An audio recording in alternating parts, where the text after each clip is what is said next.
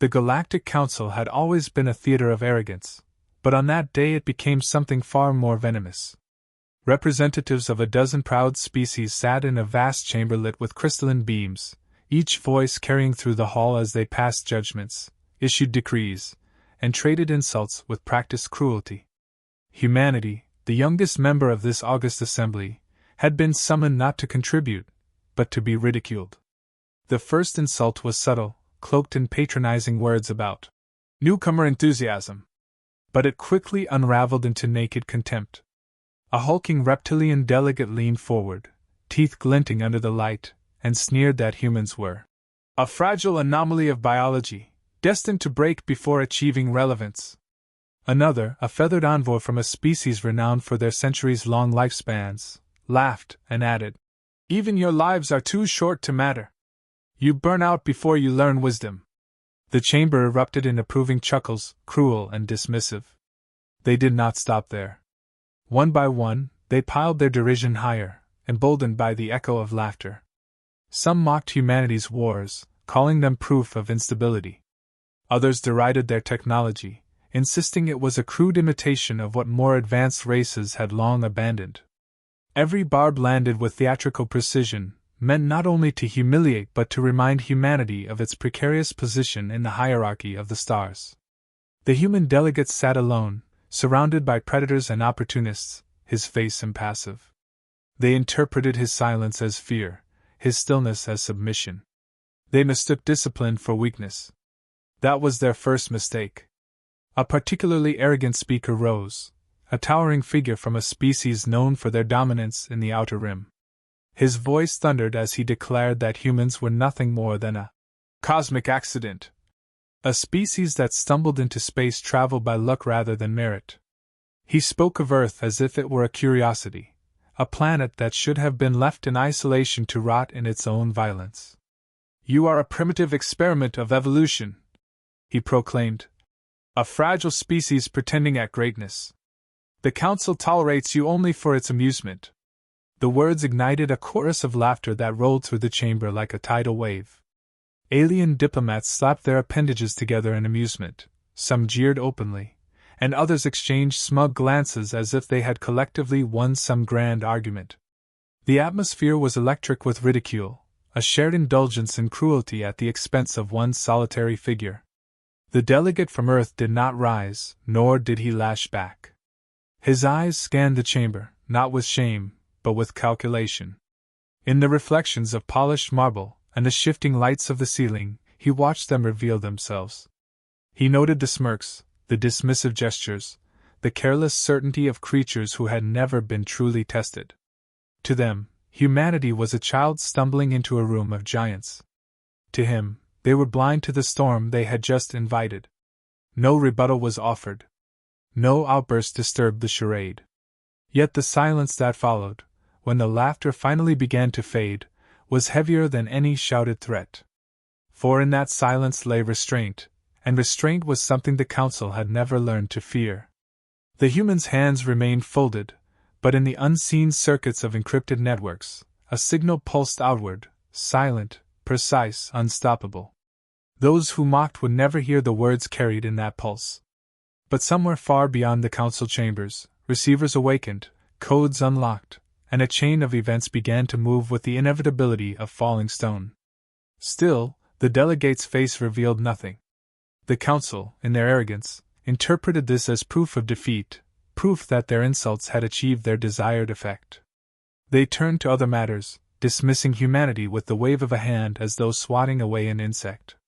But they had not noticed the faintest glimmer in the human's eyes, a spark that no insult could extinguish.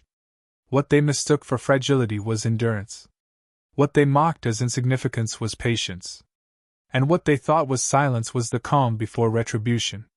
In their hunger for laughter, they had crossed a threshold from which there would be no return.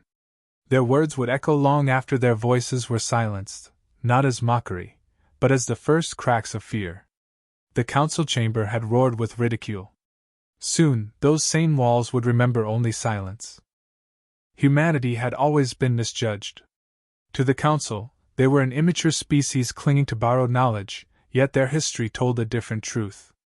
No civilization in that chamber could understand what it meant to claw existence from a hostile planet where survival was never guaranteed. While others had evolved in relative harmony, with resources abundant and threats minimal, Earth had shaped its children in fire. Every century carried scars of hunger, disease, and conflict. Humanity was not born into stability. They were forged in chaos. Long before they looked to the stars, humans had faced extinction countless times. Empires rose and collapsed, each leaving lessons written in blood. They fought wars that spanned continents, unleashed weapons capable of erasing cities, and endured plagues that felled millions. Yet each catastrophe became a crucible, hardening their spirit rather than shattering it. Where other species might have perished, humans adapted, learned, and endured. They had been underestimated before, by nature, by tyrants, by empires that declared them finished. Each time, humanity had answered the same way, by surviving. What the Council called weakness was in fact the resilience of a people who had never known peace for long enough to grow complacent. Their strength did not lie in their bodies, nor in lifespans that stretched for centuries, but in the will to persist even when the odds demanded surrender. Others saw fragility in bones that broke and lives that burned quickly, but they did not see the unmatched creativity born from desperation. They did not see the cunning that came from centuries of being forced to fight smarter, not stronger. The human delegate remembered all of this as the laughter still echoed in his mind. They believed they were mocking a child, but they were taunting a survivor. For what they had dismissed as primitive violence was the very foundation of human advancement. Every weapon was not merely forged in steel but in necessity. Every invention was born not from abundance but from the struggle to endure another day. They had reached the stars not through natural advantage, but through relentless defiance of limitation. The arrogance of the Council blinded them to a simple truth: peace breeds softness. Civilizations raised without struggle forget the price of survival. They grow complacent, trusting in treaties and tradition to protect them. But humans had never been afforded such luxury. Their history was carved with lessons in betrayal and conquest, teaching them that trust without preparation was suicide. They had learned to watch, to wait, and when the moment came, to strike with precision. Though humanity had presented itself to the Council as eager newcomers, the reality was far different. Behind the curtain of diplomacy, Earth had been preparing. Their scientists studied the weaknesses of every known species.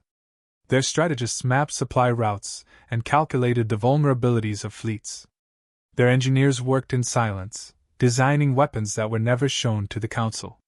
To the galaxy, humanity offered a smile, but behind that smile lay the patience of predators waiting for the first sign of blood. This patience was not new. It was the same instinct that had carried them through centuries of occupation, oppression, and defeat, only to rise stronger each time. Humanity had learned long ago that to survive was not enough. They must endure, adapt, and when the chance came, they must make certain their enemies never forgot the cost of provocation. The delegate did not need to remind himself of this. It lived in his bones as it lived in every child of Earth. He knew that restraint was not submission, and silence was not surrender. It was strategy. And strategy was the one language humanity spoke better than any species gathered in that chamber. For what others saw as a flaw, a short lifespan, was in fact an advantage. Humans did not have centuries to deliberate. They lived fast, thought fast, and when the time came, acted without hesitation. The Council believed themselves untouchable, secure in power that had gone unchallenged for generations. But they had made a mistake that could never be undone. They had mocked the one species that had never known peace, the one species that had never stopped fighting, the one species that carried war not as a stain but as heritage. The human's eyes remained fixed as his transmission left the chamber. The command was simple, the message clear: begin. It carried the weight of centuries behind it, the echo of ancestors who had endured every trial and left one truth for their descendants: humanity might be mocked, ignored, or underestimated, but it would never be broken. And soon those who laughed would learn the lesson written across Earth's history. They would learn what it meant to call humans weak. The Council's insults did not remain words for long. Arrogance always demands proof, and soon a demonstration was staged to humiliate humanity further. Sanctions were placed upon Earth, cloaked in the language of order but driven by mockery. Resources were restricted, trade lanes tightened, and access to vital star routes cut under the guise of maintaining stability. To the elder races, this was routine. To humanity, it was a declaration. The first true strike came from a species long proud of its military dominance. They chose a human colony as the stage for their performance, expecting the spectacle to remind the galaxy of mankind's supposed fragility. Warships surrounded the outpost, their commanders broadcasting messages dripping with derision. They promised mercy if humanity admitted its inferiority, demanded surrender before resistance could begin, and recorded every word to deliver back to the Council as entertainment. The attack was not meant as conquest. It was theater. For a time, the transmission filled with images of the colony dwarfed by gleaming alien ships. The aggressors mocked the desperation of civilians, taunted the defenders, and assured their allies that the experiment of humanity was nearing its end. But then the transmission faltered. Static broke the flow. Signals cut in and out as though something unseen was moving through the void. Confusion spread through the alien command as systems flickered and feeds went dark. When the images returned, the laughter in the council chamber ceased. Where once the alien fleet had loomed in arrogant formation, now silence reigned. Wreckage drifted across the void, twisted remains of warships breaking apart into glowing fragments. What had been a show of power was reduced in moments to scattered debris. No explanation was given, no grand broadcast of victory, only the undeniable truth filling the screen, an entire fleet, erased. And then, from the shadow of wreckage, ships appeared. They bore the mark of Earth, but not the outdated models the Council had catalogued years ago. These vessels were different, sleek, angular, built with a design philosophy no one recognized. They did not radiate the crude excess of force, they radiated precision. Their movements were silent, their weapons exact, their intent unmistakable. Humanity had not stumbled into the stars. Humanity had been waiting. The chamber that once rang with ridicule now echoed with a silence more suffocating than any outburst. For the first time, the delegates saw not a fragile newcomer, but a power that had hidden its teeth until the exact moment they were needed. Every eye turned toward the solitary figure who had endured their mockery without reply. He did not rise, he did not gloat, he did not smile. He merely spoke, his voice carrying through the chamber with cold finality. "You called us weak. That was your last mistake." The words fell like iron upon the council floor. They were not shouted, but their weight was heavier than any threat. The delegates shifted uncomfortably, some exchanging worried glances, others struggling to maintain the composure their pride demanded. None could deny what they had seen. An entire fleet destroyed in the time it took to laugh.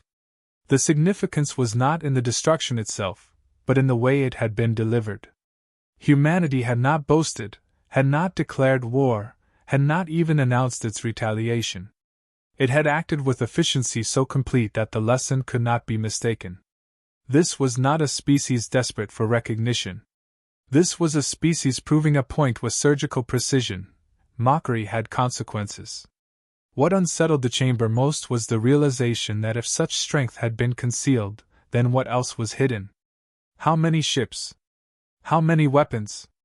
How many strategies crafted in the shadows, waiting for the moment arrogance gave them cause?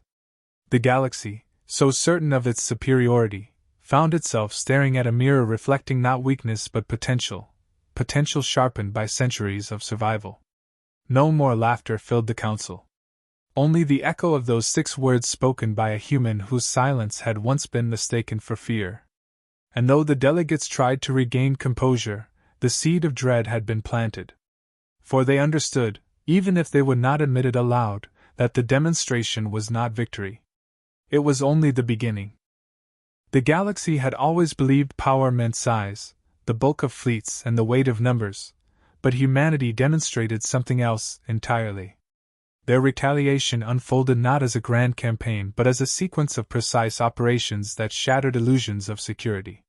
Systems once thought untouchable fell quiet, trade routes choked in silence, supply lines dissolved into chaos.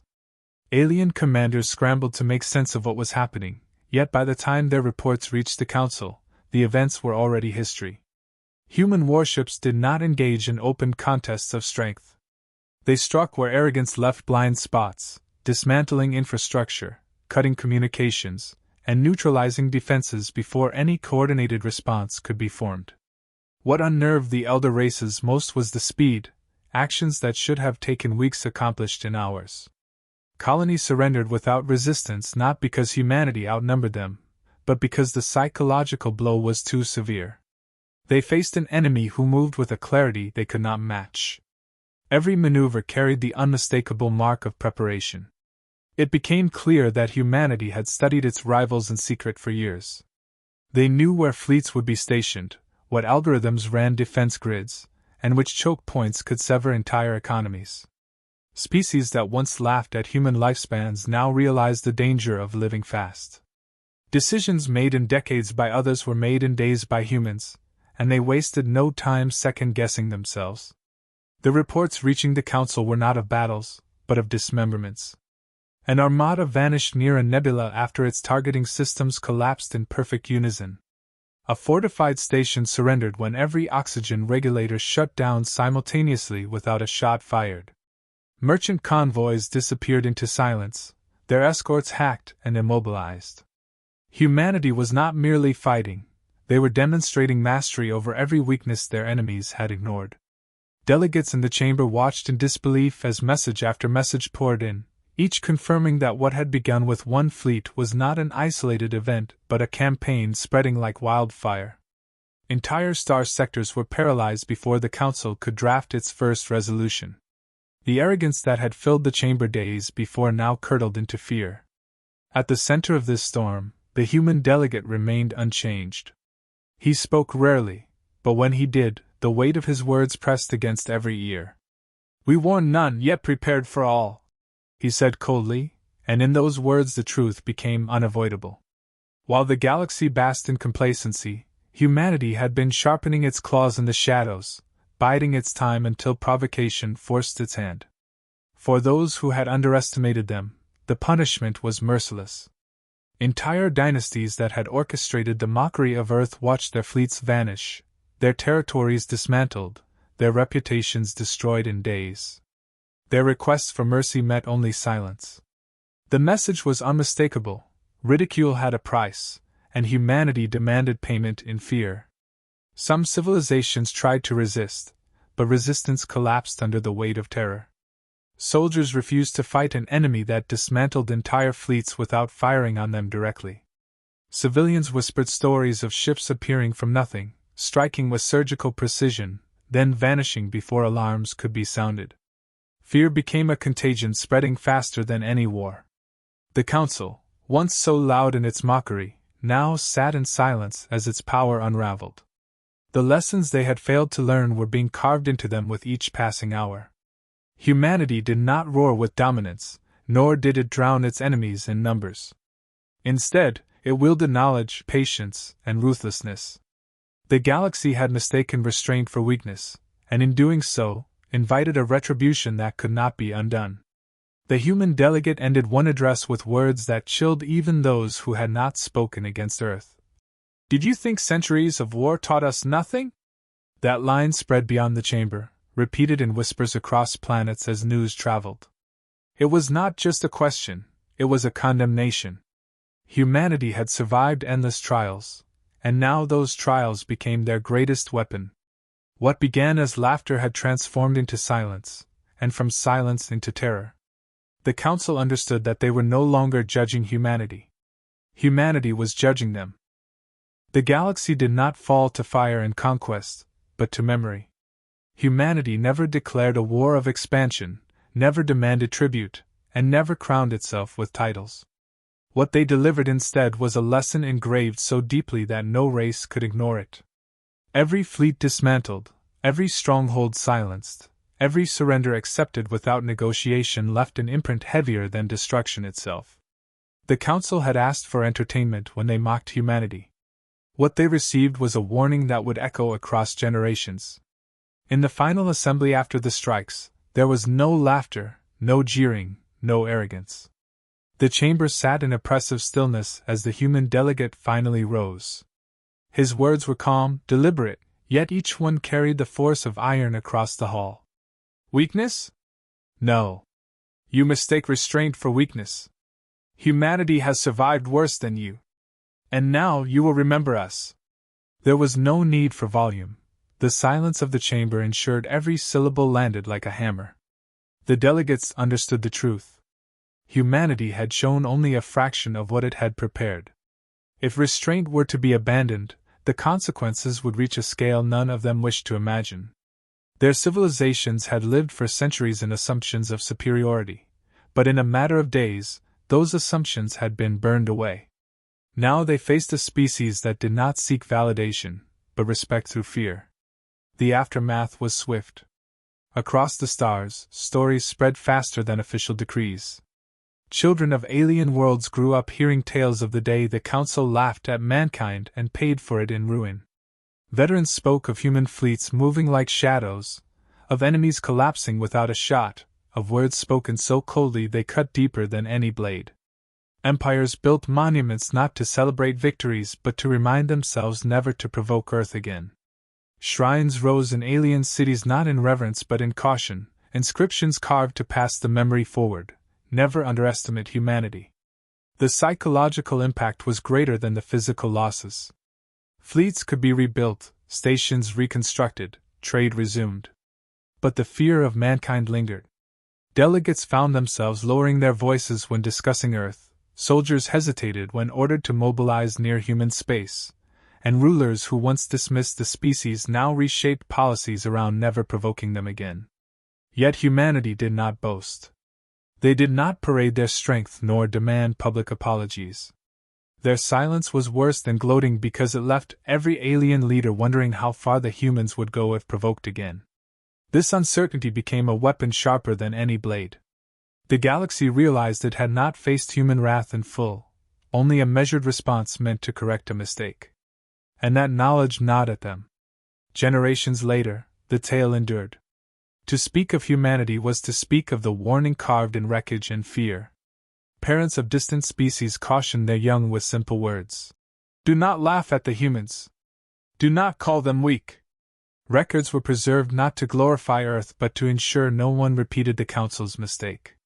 The very species that had mocked mankind now became its heralds, spreading the story of their own humiliation so that their descendants might avoid annihilation. The Council itself changed. Where once it had been a theater of arrogance, it became a chamber of caution. Debates grew slower, words more measured, and whenever a delegate dared to dismiss humanity, silence would fall until the reminder hung heavy in the air. They remembered wreckage drifting in the void, remembered fleets dismantled without warning, remembered the quiet voice that had declared their last mistake. Fear became part of their governance. For humanity, this was victory enough. They had no need to dominate when memory could serve as their empire. Every star system that recalled the lesson was a fortress stronger than any fleet. Every whisper of warning among alien children was a banner higher than any flag. Mankind had secured its place not by conquest, but by etching its name into fear. And so the story closed not with triumphal shouts, but with a truth that none could erase. The Council had once laughed at humanity. That laughter had died in silence, replaced by dread that spanned galaxies. What began as mockery became legacy. What began as arrogance became submission. What began as underestimation became reverence through fear. Aliens had called humans weak. That was their last mistake. And it is a mistake their descendants will never forget.